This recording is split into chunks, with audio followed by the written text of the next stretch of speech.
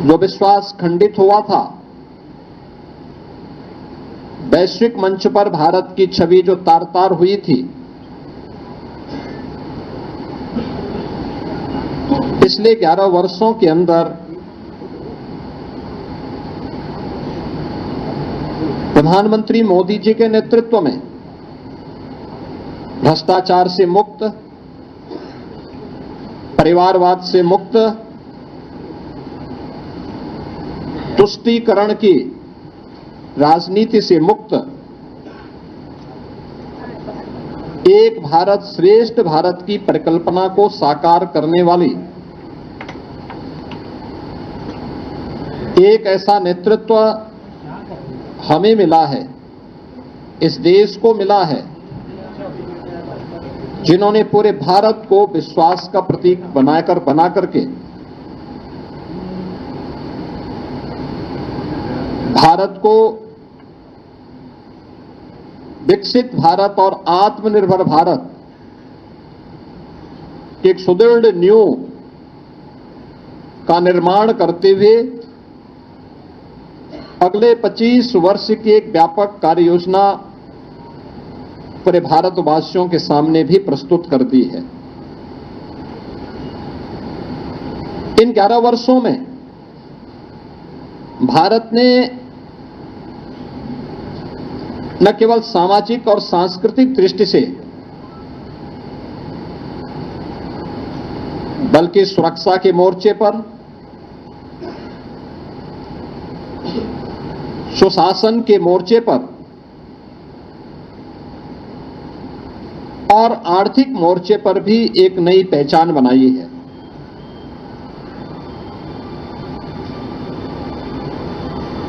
शासन की नीति स्पष्टता,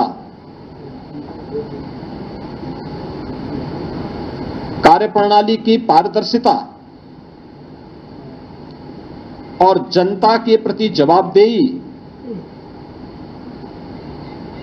अब यह शासन की एक नई पहचान बनी है। विकास केवल नारे नहीं, बल्कि यह विरासत और विकास का एक बेहतर समन्वय करते हुए आम जनमानस को साथ लेकर के चलने की आज की एक नई प्रवृत्ति ने भारत को दुनिया के अंदर एक नई पहचान दिलाई है। अब चेहरा देख करके नहीं,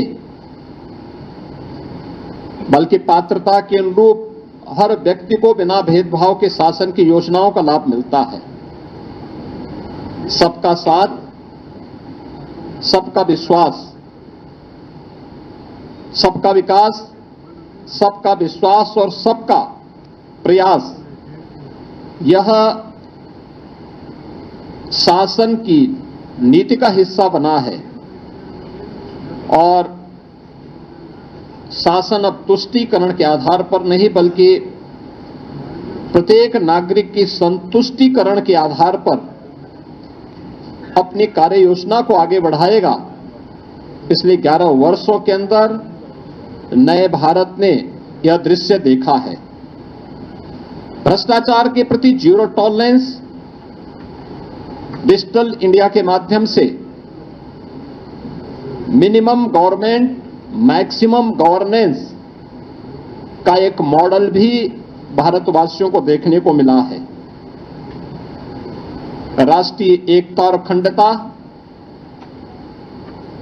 के प्रति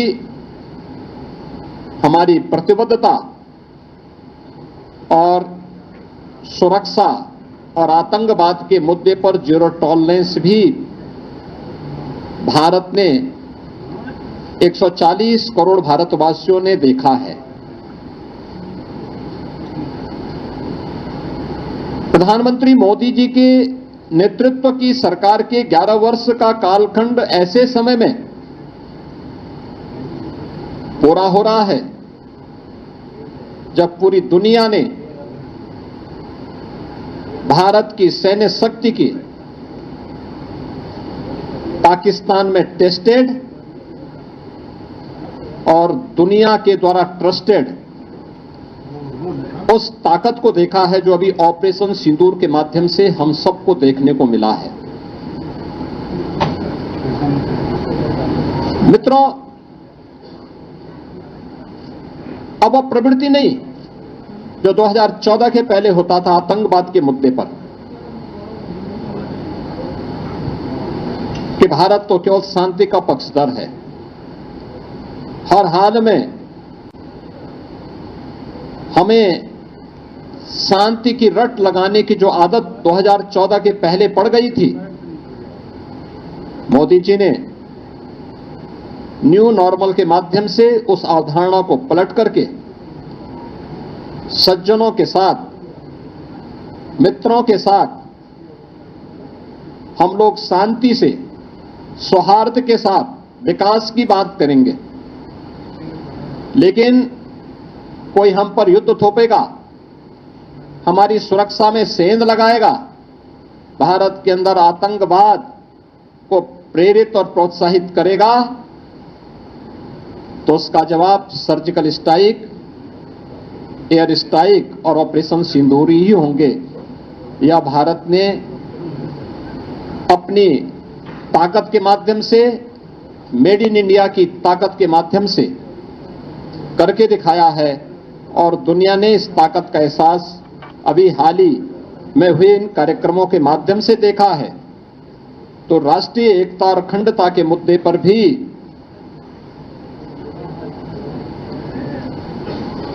1952 से लगातार भारत पर थोपे गए धारा 370 को पूरी तरह समाप्त करके जम्मू कश्मीर को, लद्दाख को भारत के कानून के अनुरूप, भारत के संवैधानिक दायरे में लाकर भारत की अखंडता को कश्मीर से कन्याकुमारी तक एक भारत श्रेष्ठ भारत के इस नए मॉडल के रूप में प्रस्तुत किया है। मित्रों, आजादी के अमृत महोत्सव वर्ष में देश की जनमानस को प्रधानमंत्री मोदी जी ने विकसित भारत का जो मंत्र दिया, इसके लिए प्रधानमंत्री मोदी जी ने पंचप्रण और 11 संकल्प प्रत्येक भारतवासी को याद कराए थे। ये पंचप्रण, और आपने देखा होगा ये 11 वर्ष के कालखंड इन पंचप्रण के दायरे में उन 11 संकल्पों को जीवन का हिस्सा मानते हुए ही आगे बढ़े हैं। ये पंचप्रण, विकसित भारत का संकल्प, गुलामी की मानसिकता से मुक्ति, अपनी विरासत पर गर्व, राष्ट्रीय एकता और एकजुटता और नागरिक कर्तव्य का पालन। 11 वर्ष के कालखंड को अगर आप देखेंगे तो सरकार ने विकसित भारत की जो आधारशिला रखी है वह इन्हीं पंचप्रण को ध्यान में रख करके ही रखी है और इसी पर आधारित विकसित भारत का ये मॉडल जो आज भारत को अपनी विरासत के साथ भी जोड़ता है, दुनिया की एक आर्थिक महाशक्ति के रूप में भी स्थापित करता है और एक सामरिक शक्ति के रूप में भी भारत की ताकत का एहसास दुनिया को कराता है। उसने भारत के लिए जो 11 संकल्प प्रधानमंत्री मोदी जी ने प्रत्येक भारतवासी के लिए सुनिश्चित किए, उनमें कर्तव्य का पालन, एक समावेशी विकास, गांव, गरीब, किसान, नौजवान, महिलाएं, समाज के प्रत्येक तबके को ध्यान में रख करके किए गए कि पिछले 11 वर्षों में गरीब कल्याणकारी, लोक कल्याणकारी कार्यक्रम, इंफ्रास्ट्रक्चर के डेवलपमेंट का जो मॉडल है, ये सभी उसके हिस्से हैं। भ्रष्टाचार मुक्त शासन, टेक्नोलॉजी का उपयोग करते, डीबीटी के माध्यम से जो कार्य पिछले 11 वर्ष के अंदर देखने को मिले हैं, स्वतंत्र भारत में 65 वर्षों में इस प्रकार का मॉडल कभी भी देखने को नहीं मिला। कानून का सम्मान, हर व्यक्ति कानून से बड़ा कोई नहीं, हमें कानून का सम्मान करना होगा, क्योंकि कानून हर भारतवासी को संरक्षण देता है। वंशवाद की राजनीति का अंत, ये परिवारवाद की राजनीति, ये जातिवाद को भी बढ़ावा देती है, देश के सामाजिक ताने बाने को छिन्न भिन्न करती है। इतिहास की उन गलतियों की पुनरावृत्ति नहीं होने देना है जिनके कारण देश फिर से जिसके कारण देश गुलाम हुआ था। उस प्रकार की पुनरावृत्ति फिर न हो, इसके लिए आवश्यक है कि वंशवाद की राजनीति को समाप्त किया जाए। महिलाओं को नेतृत्व, नारी मातृवंदना कार्यक्रम से लेकर के बेटी बचाओ बेटी पढ़ाओ से लेकर के नारी शक्ति वंदन अधिनियम तक किए गए अनेक कार्यक्रम, सैनिक स्कूलों में बेटियों की भर्ती हो, नेशनल डिफेंस एकेडमी में भी पहली बार महिला भी वहां पर भर्ती हो सकती है और वह भी सेना में उच्च सैन्य अधिकारी के पद पर जा सकती, कमीशन अफसर के रूप में जा सकती है, यह पहली बार हुआ है। संविधान का सम्मान, बाबा साहब भीमराव अंबेडकर के द्वारा बनाए गए संविधान का हर हाल में सम्मान होगा और इसके लिए प्रधानमंत्री मोदी जी ने 26 नवंबर की तिथि को संविधान दिवस के रूप में पूरे देश के अंदर 2015 से इस तिथि को आयोजन करने की कार्रवाई ये पहली बार हुआ। आरक्षण की सुरक्षा, सामाजिक दृष्टि से जो भी पिछड़े हैं, दलित हैं, वंचित हैं, उनको इस संविधान प्रदत्त सुविधा का अधिकार मिलना ही चाहिए। हर हाल में यह अधिकार उनको मिले, इसके लिए उनकी सुरक्षा, राज्यों में बिना भेदभाव के विकास की प्रक्रिया को आगे बढ़ा करके उनके समग्र विकास को आगे बढ़ाने का कार्य हो, या सामाजिक न्याय को सुनिश्चित करना और एक भारत श्रेष्ठ भारत के निर्माण के लिए किए गए प्रयास, ये 11 संकल्प हैं जिसे ध्यान में रख करके पिछले 11 वर्ष के अंदर प्रधानमंत्री मोदी जी के नेतृत्व में हम सब ने एक नए भारत का दर्शन किया है। मित्रों, अर्थव्यवस्था के मुद्दे पर हम अगर चर्चा करते हैं, याद करिए 2014 के पहले का भारत अस्थिर अर्थव्यवस्था थी, लोगों को विश्वास नहीं था क्या होगा भारत में। 1947 से लेकर के 2014 तक भारत दुनिया की केवल 11वीं अर्थव्यवस्था बन गया था और वह अर्थव्यवस्था भी अस्थिर थी।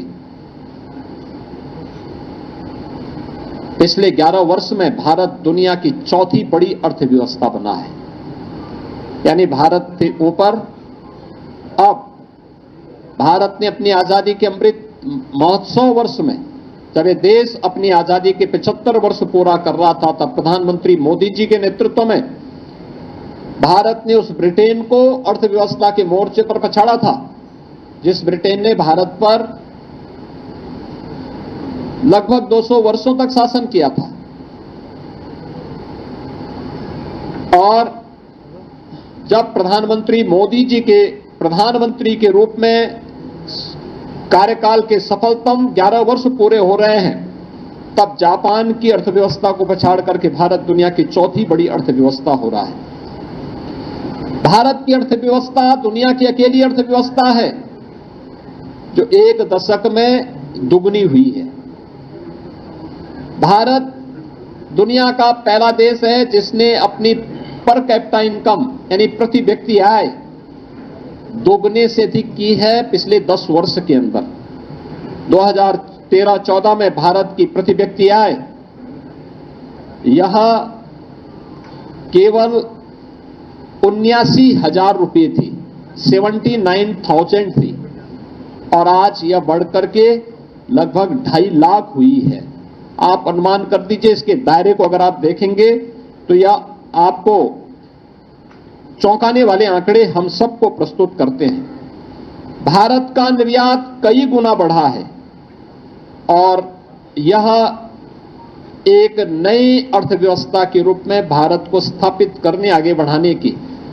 और याद करना कि 2000 जिस भारत की विकास की दर जिस स्पीड से दुनिया के अंदर बढ़ रही है, 2027 में भारत दुनिया की तीसरी बड़ी अर्थव्यवस्था बनेगा। तीसरी बड़ी अर्थव्यवस्था बनने के लिए 2027 का एक टारगेट भी प्रधानमंत्री मोदी जी ने भारतवासियों के सामने, भारत के नागरिकों के सामने पहले ही प्रस्तुत कर दी है। मित्रों, इंफ्रास्ट्रक्चर वर्ल्ड क्लास हो, यह इंफ्रास्ट्रक्चर अर्थव्यवस्था का बाहरी ढांचा होता है, उसकी रीढ़ होती है, और उस सुदृढ़ अर्थव्यवस्था के लिए आवश्यक होता है बेहतर इंफ्रास्ट्रक्चर। आपने इस बात को महसूस किया होगा कि सरदार अटल बिहारी वाजपेयी जी ने अपने कार्यकाल के दौरान उन्होंने अर्थव्यवस्था पर एक ध्यान केंद्रित किया था। प्रधानमंत्री ग्रामीण सड़क योजना उस समय उन्होंने लागू की थी। स्वर्णिम चतुर्भुज की योजना हाईवे के लिए लागू की थी। उसके उपरांत अगले 10 वर्ष तक फिर ये योजना ठप सी पड़ गई। यूपीए गवर्नमेंट के दौरान इनकी हाईवे की स्पीड 11 किलोमीटर प्रतिदिन थी, और आज ये उससे 3 गुने से अधिक, यानी लगभग 35 किलोमीटर प्रतिदिन है। 35 किलोमीटर हाईवे पर डे बनने की स्पीड आज नए भारत की है। आज हमारी 99% ग्रामीण क्षेत्र की सड़कें, यानी ग्रामीण हमारे गांव आज प्रधानमंत्री ग्रामीण सड़क योजना से कनेक्टेड हो चुकी हैं। और इस दौरान देश के अंदर 3,80,000 किलोमीटर ग्रामीण सड़कों का निर्माण भी पिछले 11 वर्ष के अंदर हुई है। और इसी प्रकार से देश के अंदर हाई स्पीड कॉरिडोर के निर्माण के लिए भी कार्य हुआ, जिसमें 3,600 किलोमीटर का हाई स्पीड कॉरिडोर और देश की पहली रैपिड रेल उत्तर प्रदेश के अंदर भी प्रारंभ हुई है, जो दिल्ली मेरठ के बीच में प्रारंभ हो चुकी है। इन 11 वर्षों में लगभग 55,000 किलोमीटर हाईवे का विस्तार हुआ है, जिसके बारे में मैंने आपको पहले बताया कि आज भारत की जो प्रतिदिन स्पीड है, हाईवे की स्पीड है, जो आज हाईवे हमारे बन पा रहे हैं, ये 35 किलोमीटर पर डे के हिसाब से आज बन रहे हैं, जबकि यह 2014 तक मात्र 11 किलोमीटर पर डे की थी। मेट्रो, पब्लिक ट्रांसपोर्ट का बेहतरीन माध्यम मेट्रो, 2014 में देश के अंदर 5 सिटी में मेट्रो का संचालन हो रहा था। उत्तर प्रदेश का एक भी सिटी उसमें नहीं था। और आज देश के अंदर 23 सिटी में मेट्रो का संचालन हो रहा है। यूपी के 6 सिटी ऐसी हैं जहां मेट्रो का सफलतापूर्वक संचालन आज के दिन पर हो रहा है। विश्वस्तरीय सुविधाओं से युक्त तो नई ट्रेन नमो भारत एक्सप्रेस के रूप में, अमृत भारत एक्सप्रेस के रूप में और वंदे भारत एक्सप्रेस के रूप में आज हम सबको देखने को मिल रही है। एयर कनेक्टिविटी 1947 से लेकर के 2014 तक भारत के अंदर केवल 74 हाईवे बन पाए थे। 74 हाईवे बन पाए थे, और आज इनकी संख्या बढ़कर के 160 हुई है। 160 एयरपोर्ट आज के दिन पर भारत के अंदर बन गए हैं। और उत्तर प्रदेश के अंदर अगर हम देखते हैं तो उत्तर प्रदेश के अंदर यह संख्या अगर 2017 में केवल 2 एयरपोर्ट पूरी तरह और 2 आंशिक रूप से सक्रिय थे, तो आज के दिन पर उत्तर प्रदेश में 16 एयरपोर्ट पूरी तरह सक्रिय हैं और कार्य कर रहे हैं, जिनमें से 4 इंटरनेशनल एयरपोर्ट हैं और 5वां इंटरनेशनल एयरपोर्ट उत्तर प्रदेश के अंदर बहुत शीघ्र जेवर में गौतम बुद्ध इंटरनेशनल एयरपोर्ट के रूप में सामने आ रहा है। अन्नदाता किसान देश के अंदर राजनीतिक एजेंडे का हिस्सा 2014 में ही बन पाया था। सॉइल हेल्थ कार्ड हो,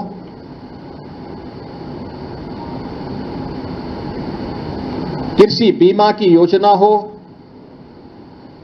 प्रधानमंत्री कृषि सिंचाई की योजना हो, प्रधानमंत्री किसान सम्मान निधि हो, ये वे योजनाएं एमएसपी की लागत का 1.5 गुना दाम की गारंटी हो, ये सभी पिछले 11 वर्ष की वे उपलब्धियां हैं, जिसमें देश के अंदर 11 करोड़ किसानों को 6,000 रुपए सालाना प्रधानमंत्री किसान सम्मान निधि की गारंटी, जिसके तहत अब तक 3,68,000 करोड़ रुपए डीबीटी के माध्यम से अन्नदाता किसानों के खातों में सीधे गए हैं।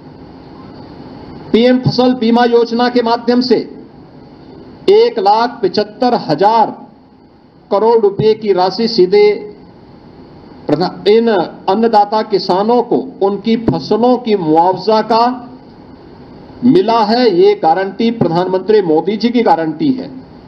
और यही नहीं, देश के अंदर प्रधानमंत्री कृषि सिंचाई योजना के अंतर्गत 93,000 करोड़ रुपए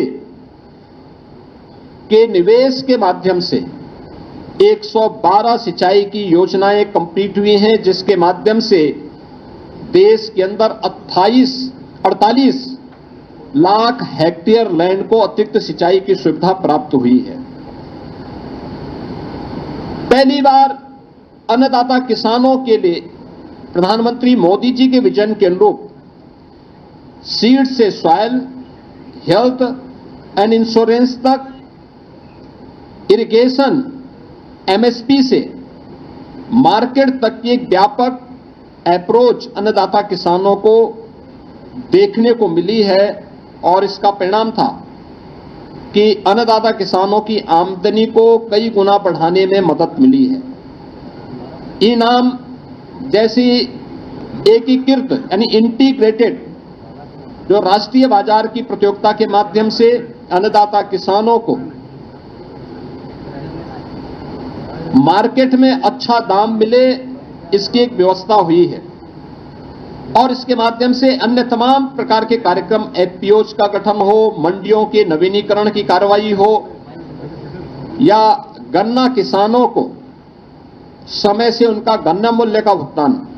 अगर हम उत्तर प्रदेश की ही बात करते हैं, 2017 के पहले उत्तर प्रदेश के अंदर चीनी मिलें बंद हो रही थी। बंद चीनी मिलों को औने पौने दाम पर जो कोऑपरेटिव की थी उनको बेचने की कार्रवाई तत्कालीन सरकारें करती थी। 1996 से लेकर के 2017 तक उत्तर प्रदेश के अंदर गन्ना मूल्य का जितना भुगतान 22 वर्षों में हुआ था, पिछले 8 वर्ष में उत्तर प्रदेश के अंदर अन्नदाता किसानों के लिए, उन गन्ना किसानों के लिए 71,000 करोड़ रुपए उससे अतिरिक्त भुगतान हुआ है। यानी अब तक 2,86,000 करोड़ रुपए का गन्ना मूल्य का भुगतान उन 46 लाख गन्ना किसानों को किया गया है, जो गन्ने की फसल के माध्यम से, अपनी कैश क्रॉप के माध्यम से, एकमात्र कैश क्रॉप के माध्यम से वे आमदनी कमाते थे, अपने जीवन में खुशहाली लाते थे। यह डबल इंजन सरकार की वो गारंटी है जो प्रदेश के अंदर देखने को मिली है। पहली बार गरीब को शासन की योजना का लाभ का हिस्सा बन पाया है। अब चेहरा देख करके नहीं, योजनाएं किसी तुष्टीकरण का शिकार नहीं होती, बल्कि योजनाएं बिना भेदभाव के समाज के प्रत्येक तबके को उसकी संतुष्टिकरण का आधार देने वाली होती है।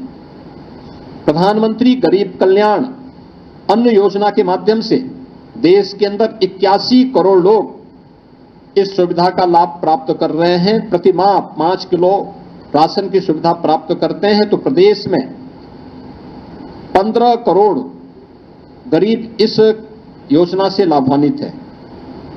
हर घर नल की योजना, जल जीवन मिशन के माध्यम से देश के अंदर 15 करोड़ से अधिक लोग इस योजना से 15 करोड़ से अधिक परिवार इस योजना से लाभान्वित हुए हैं और उत्तर प्रदेश में 2 करोड़ 65 लाख परिवार इस योजना से सीधे सीधे लाभान्वित हुए हैं। प्रधानमंत्री आवास योजना के माध्यम से 4 लाख परिवारों को देश के अंदर आवास की सुविधा मिली है, तो उत्तर प्रदेश में यह संख्या 4 करोड़ से ज्यादा परिवारों को इस सुविधा का लाभ मिला है और उत्तर प्रदेश में 60 लाख लोगों को इस सुविधा से लाभान्वित हुए हैं। प्रधानमंत्री उज्ज्वला योजना के माध्यम से ग्रीन ईंधन एंड क्लीन ईंधन की सुविधा मिले, यह सपना साकार किया प्रधानमंत्री मोदी जी ने। प्रधानमंत्री उज्ज्वला योजना के माध्यम से, जिसमें देश के अंदर 10 करोड़ 33 लाख परिवारों को फ्री में कनेक्शन उपलब्ध हुए हैं और उत्तर प्रदेश में 1 करोड़ 86 लाख परिवार इस योजना से लाभान्वित हुए हैं। पीएम स्वनिधि योजना के माध्यम से देश के अंदर पहली बार स्ट्रीट वेंडर के लिए भी कोई कार्यक्रम चला है। 68 लाख स्ट्रीट वेंडर प्रधानमंत्री स्वनिधि योजना का लाभ प्राप्त किए हैं। प्रधानमंत्री मुद्रा योजना के माध्यम से छोटे उद्यमियों को 52,50,000 करोड़ से ज्यादा का लोन उपलब्ध हुआ है और प्रधानमंत्री श्रम योगी मानधन योजना के माध्यम से भी देश में 59 लाख श्रमिक इससे लाभान्वित हुए हैं। अटल पेंशन योजना 7 करोड़ 65 लाख लोग लाभान्वित हुए हैं और प्रधानमंत्री जनधन अकाउंट में 56 करोड़ बैंक खाते खोले गए और इन बैंक खातों में 2,56,000 करोड़ रुपए से अधिक की राशि उन गरीबों ने अपनी जमा भी की है। उन लोगों की जमा भी हुई है या गौर सरकार के द्वारा जो अनुदान भेजा गया है, जो सब्सिडी भेजी गई होगी डीबीटी के माध्यम से उन अकाउंट में उन लोगों तक सीधे सीधे पहुंचने का काम हुआ है। और इन सभी योजनाओं की जो परिणति है वह है कि पिछले 10 वर्ष के अंदर 25 करोड़ लोग बहुआयामी गरीबी से उभर करके एक नया मध्यम वर्ग के रूप में उभरा है और भारत एक नई वैश्विक शक्ति के रूप में अपने आप को स्थापित करने की ओर अग्रसर हुआ है। महिला सशक्तिकरण के लिए पिछले 11 वर्ष के अंदर जो कदम बढ़ाए गए, मैंने पहले इस बारे में कहा था, एक व्यापक परिवर्तन हमें इस क्षेत्र में देखने को मिला है और प्रत्येक क्षेत्र में महिलाओं की सशक्त उपस्थिति आज हम सबको देखने को मिली है, जिसमें बेटी बचाओ बेटी पढ़ाओ का कार्यक्रम हो या मातृ वंदना का कार्यक्रम, 3 तलाक की कुप्रथा से मुक्ति का कार्यक्रम हो या फिर विधायिका में यानी संसद और विधानसभाओं में महिलाओं को 33% आरक्षण की सुविधा प्राप्त हो, इसके लिए किए जाने वाले प्रयास, ये सभी वे प्रयास हैं जो नारी शक्ति के सशक्तिकरण के लिए उठाए गए कदम हैं। लखपति दीदी योजना के अंतर्गत 3 करोड़ महिलाओं को लखपति दीदी बनाने का संकल्प और यह कार्यक्रम युद्ध स्तर पर देश के अंदर आगे बढ़ा है। स्वयं सहायता समूह के माध्यम से, महिला स्वयं सहायता समूह के माध्यम से 10 करोड़ महिलाएं 90 लाख से अधिक समूह के माध्यम से आज इस योजना के माध्यम से जुड़ करके कार्य कर रही हैं। प्रधानमंत्री मातृ वंदना योजना के माध्यम से देश में 3 करोड़ 98 लाख गर्भवती और धात्री महिलाओं को 18,593 करोड़ रुपए की राशि वितरित की गई। इस दौरान प्रधानमंत्री मोदी जी के मार्गदर्शन में, उनके यशस्वी नेतृत्व में उठाए गए कदमों का परिणाम है कि मातृ मृत्यु दर को, शिशु मृत्यु दर को नियंत्रित करने में भी सफलता प्राप्त हुई है और national family health survey 5th के अनुसार जो सेक्स रेशियो देश का था उसको भी बेहतर बनाने में काफी इसके माध्यम से उसमें काफी मदद उसके माध्यम से मदद मिली है। दुनिया जब इस सदी की सबसे बड़ी महामारी कोविड महामारी से पस्त था, तब भारत बेहतरीन कोविड प्रबंधन के साथ साथ अपने बेहतर भविष्य के लिए, विकसित भारत की आधारशिला रखने के लिए अपनी राष्ट्रीय शिक्षा नीति को लागू कर रहा था। याद करिए, 3 दशक से लंबित थी ये योजना और 3 दशक में प्रधानमंत्री मोदी जी ने इस राष्ट्रीय शिक्षा नीति को 2020 में लागू किया। आज परिणाम है कि बेसिक एजुकेशन में पीएम श्री स्कूल के माध्यम से 14,500 से अधिक स्कूलों को बेहतर इंफ्रास्ट्रक्चर से आच्छादित किया जा रहा है।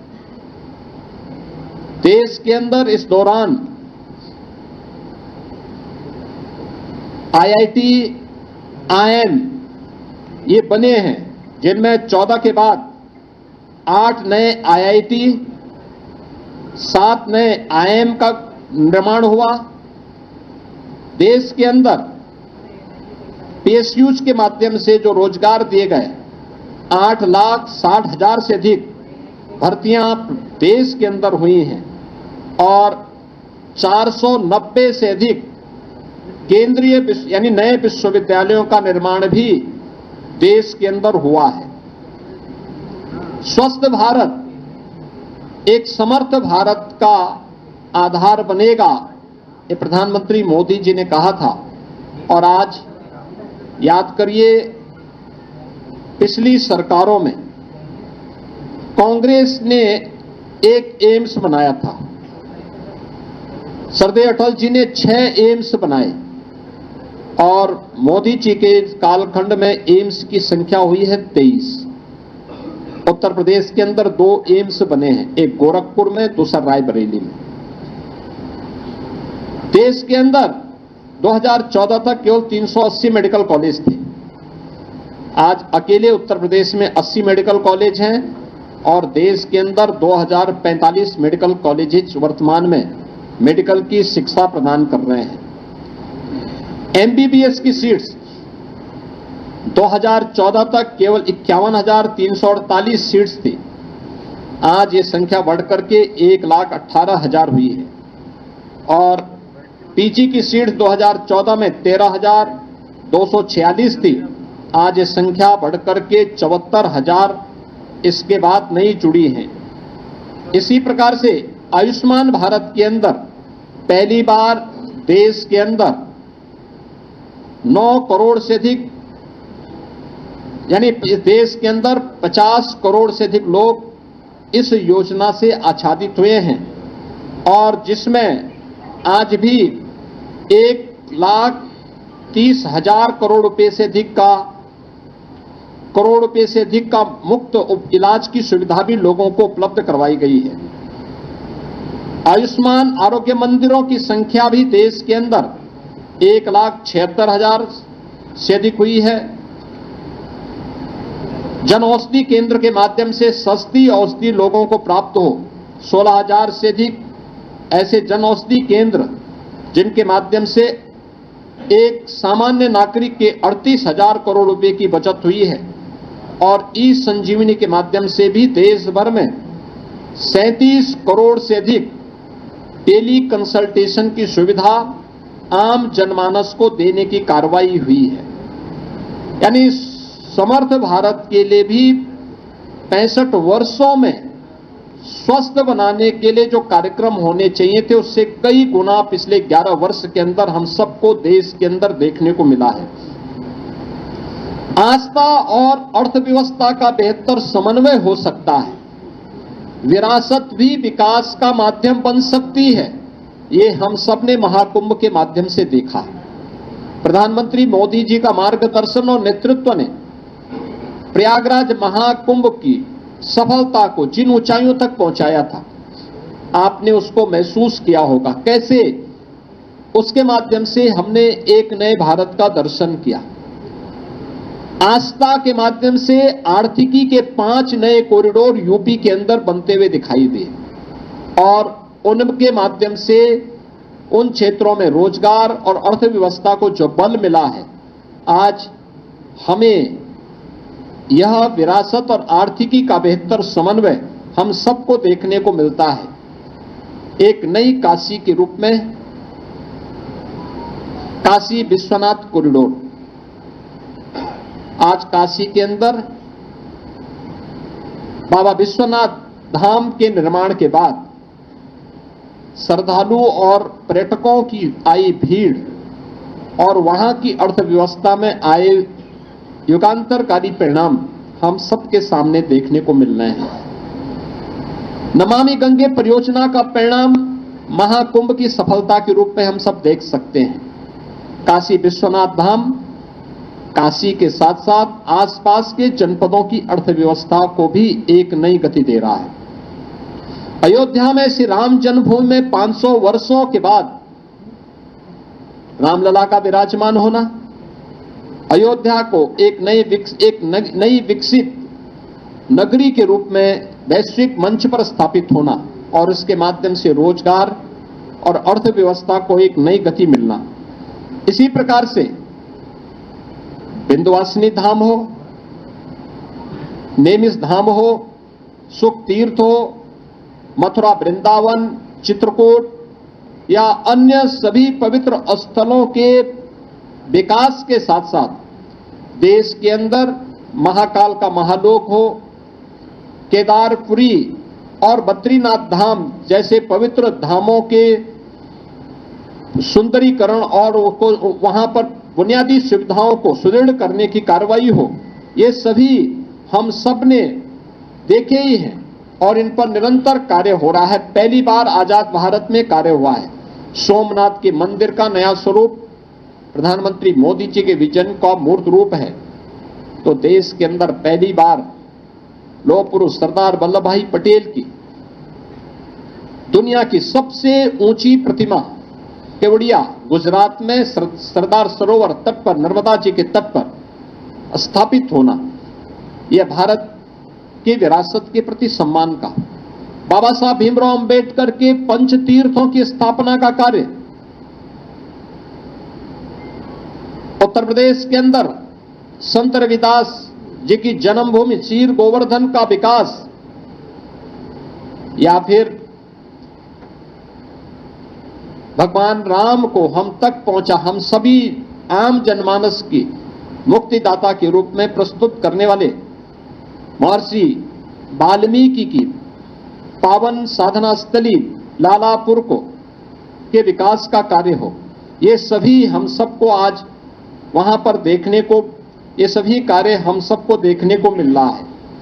देश के अंदर अगर हम देखें तो चाहे वह प्रधानमंत्री संग्रहालय के माध्यम से देश के पूर्व सभी प्रधानमंत्रियों के देश के लिए जीवन और उनके योगदान की निष्पक्ष रूप से प्रदर्शित करने का कार्य हो, या फिर नेताजी सुभाष चंद्र बोस का भारत के स्वतंत्रता आंदोलन में किए गए योगदान के प्रति कृतज्ञता ज्ञापित करने का कार्य, इंडिया गेट के पास उनकी भव्य प्रतिमा के अनावरण के माध्यम से, या जलियांवाला बाग परिसर के पुनरुद्धार के कार्य हो, ये सभी इस बात का उल्लेख करते हैं कि प्रधानमंत्री मोदी जी ने विरासत को विकास के साथ जोड़ने का जो कार्य किया वह हम सबके सामने है। 15 नवंबर की तिथि जनजातीय गौरव दिवस के रूप में भगवान बिरसा मुंडा की जयंती के रूप में मनाया जाए, इसके लिए उनके जनजातीय विरासत को हम संरक्षित करने का कार्य म्यूजियम के माध्यम से भी प्रस्तुत करें। लोक माता अहिल्याबाई की 300वीं जयंती का कार्यक्रम पूरे भारत, अखिल भारतीय स्तर पर लोक माता की दूरदर्शिता के अनुरूप हम लोग आयोजित करें। ये कार्यक्रम जिस भव्यता के साथ हुए हैं, ये सभी आज उन कार्यक्रमों को जोड़ने के कार्यक्रम है ही। साथ साथ काशी तमिल संगमम का कार्यक्रम दो सभ्यता और दो संस्कृतियों को आपस में जोड़ करके राष्ट्रीय एकता को, एक भारत श्रेष्ठ भारत की परिकल्पना को साकार करने का कार्यक्रम, यह भी प्रधानमंत्री मोदी जी के नेतृत्व में आज हम सबको देखने को मिल रहा है। मित्रों, 11 वर्ष का प्रधानमंत्री मोदी जी का एक कार्यक्रम, हमने इस बात को बहुत स्पष्टता के साथ हम आज महसूस करते हैं कि 11 वर्ष का एक कार्यक्रम हम सबके लिए तकनीक से, मोदी जी का जो स्पष्ट कहना था कि जहां तकनीक है वहीं तरक्की है, और जीवन के प्रत्येक क्षेत्र में उन्होंने इसको महत्व दिया है। जहां भाजपा की सरकार है वहीं गरीब कल्याण भी है। आपने देखा होगा भारतीय जनता पार्टी की जहां सरकारें हैं, मोदी जी का स्पष्ट कहना है, और उन चीजों को हमने वहां देखा है। शासन अब केवल हम शासन में बैठे इस आधार पर हम केवल अपना अधिकार जताएं नहीं, शासन सेवा का माध्यम बनेगा। सरकार आम जनमानस के साथ सहभागी बनेगी और सुशासन अब संस्कृति के रूप में हमें देखने को मिल रही है। 11 वर्ष के प्रधानमंत्री मोदी जी के शासन काल को हमने इन रूपों में देखा है। 11 वर्ष का यह कार्यकाल सेवा को संकल्प के रूप में, सुशासन को संस्कृति के रूप में और सुरक्षा को सर्वोच्च प्राथमिकता देता है। यही है नया भारत और यही है विश्व का नए भारत पर विश्वास। प्रधानमंत्री मोदी जी का 11 वर्ष का यह कालखंड, ये कार्यकाल नए भारत को एक विकसित और आत्मनिर्भर भारत के स्वर्णिम कालखंड के रूप में प्रस्तुत करता है। इस स्वर्णिम कालखंड के लिए हम उत्तर प्रदेश सरकार और उत्तर प्रदेश वासियों की ओर से आदरणीय प्रधानमंत्री जी को बधाई देते हैं, उनका हृदय से अभिनंदन करते हैं। धन्यवाद। शासन और गरीब कल्याण के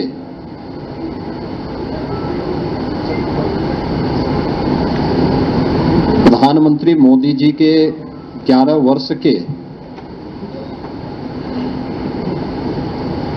इस कार्यकाल के उपलक्ष्य में आयोजित आज की इस प्रेस वार्ता में भारतीय जनता पार्टी के हमारे कर्मठ प्रदेश अध्यक्ष चौधरी भूपेंद्र सिंह जी, प्रदेश सरकार में मंत्रिमंडल के मेरे वरिष्ठ सहयोगी, उप मुख्यमंत्री श्री केशव प्रसाद मौर्य जी, उप मुख्यमंत्री श्री ब्रजेश पाठक जी, प्रदेश के संगठन महामंत्री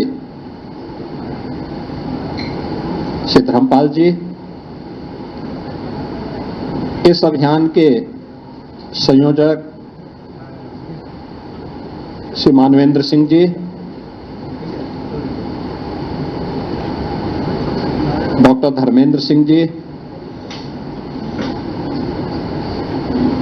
और आज की इस विशेष पीसी में उपस्थित सभी मीडिया से जुड़े हुए प्रतिनिधिगण,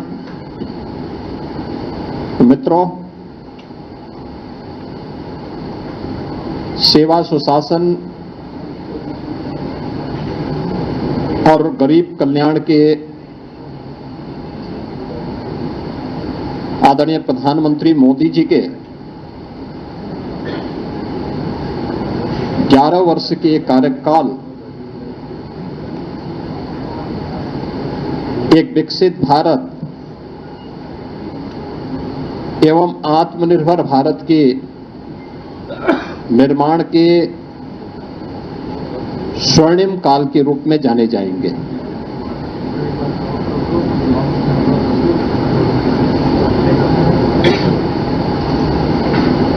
11 वर्षों में प्रधानमंत्री मोदी जी ने वैश्विक स्तर पर भारत के विश्वास को सुदृढ़ करते हुए भारत को न केवल वैश्विक पहचान दी है बल्कि स्वयं को तपाकर खपाकर 140 करोड़ भारतवासियों को भी एक विश्वास का प्रतीक बनाया है।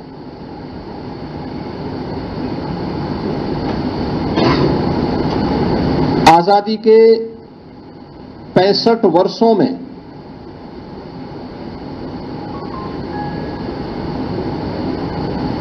कांग्रेस नेतृत्व की और अन्य अस्थिर सरकारों के कारण आम जन का जो विश्वास टूटा था,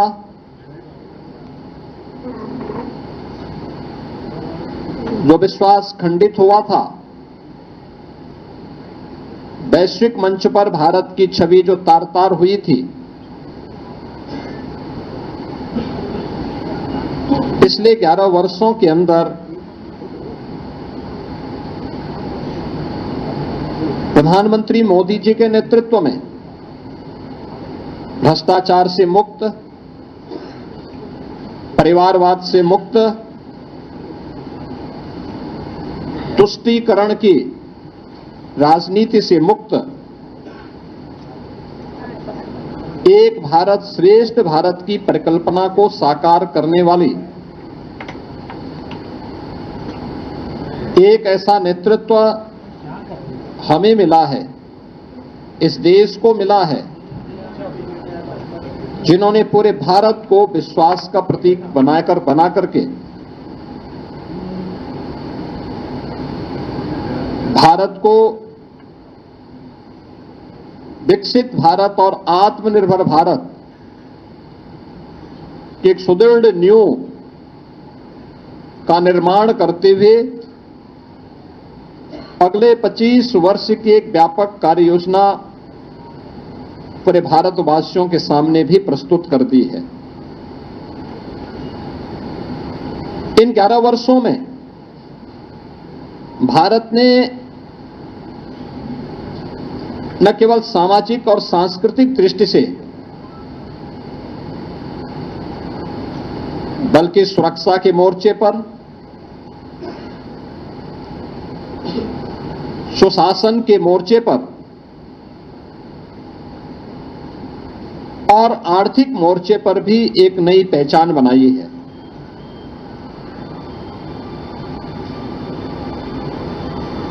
शासन की नीति स्पष्टता, कार्यप्रणाली की पारदर्शिता और जनता के प्रति जवाबदेही, अब यह शासन की एक नई पहचान बनी है। विकास केवल नारे नहीं, बल्कि यह विरासत और विकास का एक बेहतर समन्वय करते हुए आम जनमानस को साथ लेकर के चलने की आज की एक नई प्रवृत्ति ने भारत को दुनिया के अंदर एक नई पहचान दिलाई है। अब चेहरा देख करके नहीं, बल्कि पात्रता के अनुरूप हर व्यक्ति को बिना भेदभाव के शासन की योजनाओं का लाभ मिलता है। सबका साथ, सबका विश्वास, सबका विकास, सबका विश्वास और सबका प्रयास, यह शासन की नीति का हिस्सा बना है। और शासन अब तुष्टीकरण के आधार पर नहीं, बल्कि प्रत्येक नागरिक की संतुष्टीकरण के आधार पर अपनी कार्य योजना को आगे बढ़ाएगा। इसलिए 11 वर्षों के अंदर नए भारत ने यह दृश्य देखा है। भ्रष्टाचार के प्रति जीरो टॉलरेंस, डिजिटल इंडिया के माध्यम से मिनिमम गवर्नमेंट मैक्सिमम गवर्नेंस का एक मॉडल भी भारतवासियों को देखने को मिला है। राष्ट्रीय एकता और अखंडता के प्रति हमारी प्रतिबद्धता और सुरक्षा और आतंकवाद के मुद्दे पर जीरो टॉलरेंस भी भारत ने 140 करोड़ भारतवासियों ने देखा है। प्रधानमंत्री मोदी जी के नेतृत्व की सरकार के 11 वर्ष का कालखंड ऐसे समय में पूरा हो रहा है जब पूरी दुनिया ने भारत की सैन्य शक्ति की पाकिस्तान में टेस्टेड और दुनिया के द्वारा ट्रस्टेड उस ताकत को देखा है जो अभी ऑपरेशन सिंदूर के माध्यम से हम सबको देखने को मिला है। मित्रों, अब वह प्रवृत्ति नहीं जो 2014 के पहले होता था आतंकवाद के मुद्दे पर कि भारत तो केवल शांति का पक्षधर है, हर हाल में हमें शांति की रट लगाने की जो आदत 2014 के पहले पड़ गई थी, मोदी जी ने न्यू नॉर्मल के माध्यम से उस अवधारणा को पलट करके सज्जनों के साथ, मित्रों के साथ हम लोग शांति से, सौहार्द के साथ विकास की बात करेंगे, लेकिन कोई हम पर युद्ध थोपेगा, हमारी सुरक्षा में सेंध लगाएगा, भारत के अंदर आतंकवाद को प्रेरित और प्रोत्साहित करेगा, तो उसका जवाब सर्जिकल स्ट्राइक, एयर स्ट्राइक और ऑपरेशन सिंदूर ही होंगे। यह भारत ने अपनी ताकत के माध्यम से, मेड इन इंडिया की ताकत के माध्यम से करके दिखाया है और दुनिया ने इस ताकत का एहसास अभी हाल ही में हुए इन कार्यक्रमों के माध्यम से देखा है। तो राष्ट्रीय एकता और अखंडता के मुद्दे पर भी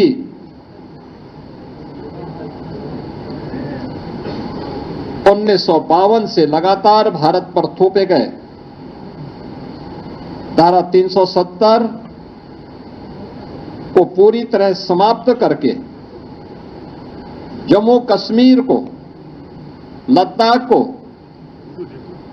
भारत के कानून के अनुरूप, भारत के संवैधानिक दायरे में लाकर भारत की अखंडता को कश्मीर से कन्याकुमारी तक एक भारत श्रेष्ठ भारत के इस नए मॉडल के रूप में प्रस्तुत किया है। मित्रों, आजादी के अमृत महोत्सव वर्ष में देश की जनमानस को प्रधानमंत्री मोदी जी ने विकसित भारत का जो मंत्र दिया, इसके लिए प्रधानमंत्री मोदी जी ने पंचप्रण और 11 संकल्प प्रत्येक भारतवासी को याद कराए थे। ये पंचप्रण, और आपने देखा होगा ये 11 वर्ष के कालखंड इन पंचप्रण के दायरे में उन 11 संकल्पों को जीवन का हिस्सा मानते हुए ही आगे बढ़े हैं। ये पंचप्रण, विकसित भारत का संकल्प, गुलामी की मानसिकता से मुक्ति, अपनी विरासत पर गर्व, राष्ट्रीय एकता और एकजुटता और नागरिक कर्तव्य का पालन। 11 वर्ष के कालखंड को अगर आप देखेंगे तो सरकार ने विकसित भारत की जो आधारशिला रखी है वह इन्हीं पंच प्रण को ध्यान में रख करके ही रखी है और इसी पर आधारित विकसित भारत का ये मॉडल जो आज भारत को अपनी विरासत के साथ भी जोड़ता है, दुनिया की एक आर्थिक महाशक्ति के रूप में भी स्थापित करता है और एक सामरिक शक्ति के रूप में भी भारत की ताकत का एहसास दुनिया को कराता है। उसने भारत के लिए जो 11 संकल्प प्रधानमंत्री मोदी जी ने प्रत्येक भारतवासी के लिए सुनिश्चित किए, उनमें कर्तव्य का पालन, एक समावेशी विकास, गांव, गरीब, किसान, नौजवान, महिलाएं, समाज के प्रत्येक तबके को ध्यान में रख करके किए गए कि पिछले 11 वर्षों में गरीब कल्याणकारी, लोक कल्याणकारी कार्यक्रम, इंफ्रास्ट्रक्चर के डेवलपमेंट का जो मॉडल है, ये सभी उसके हिस्से हैं। भ्रष्टाचार मुक्त शासन, टेक्नोलॉजी का उपयोग करते, डीबीटी के माध्यम से जो कार्य पिछले 11 वर्ष के अंदर देखने को मिले हैं, स्वतंत्र भारत में 65 वर्षों में इस प्रकार का मॉडल कभी भी देखने को नहीं मिला। कानून का सम्मान, हर व्यक्ति कानून से बड़ा कोई नहीं। हमें कानून का सम्मान करना होगा, क्योंकि कानून हर भारतवासी को संरक्षण देता है।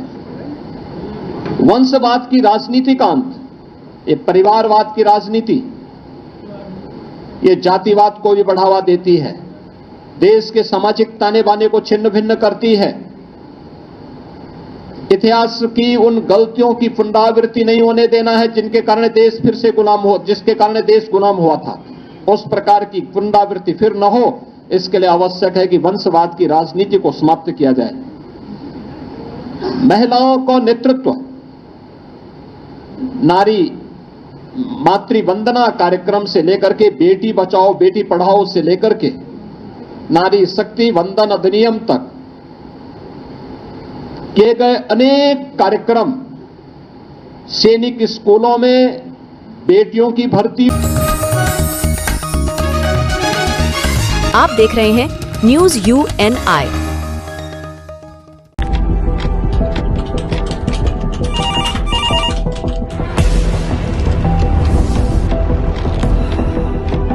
क्या? ठीक है, हम लोग अभी आ रहे हैं।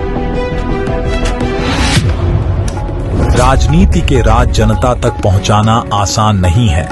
खबरें के बाजार में बिना तमाशे के सच दिखाना आसान नहीं है, लेकिन अब सब कुछ होगा आसान। हम हैं न्यूज UNI। न्यूज UNI हम जियो टीवी,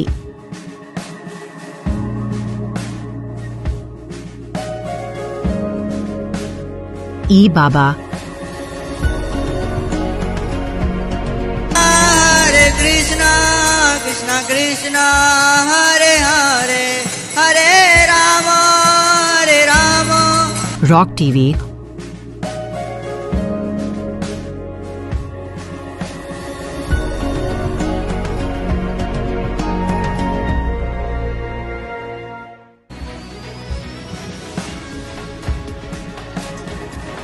और प्ले ऑन टीवी पर उपलब्ध हैं। हरे कृष्णा कृष्णा कृष्णा हरे हरे, हरे राम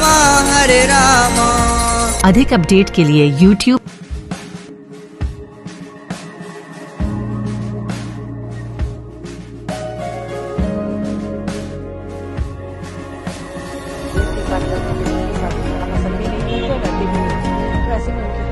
और Facebook पर फॉलो करें।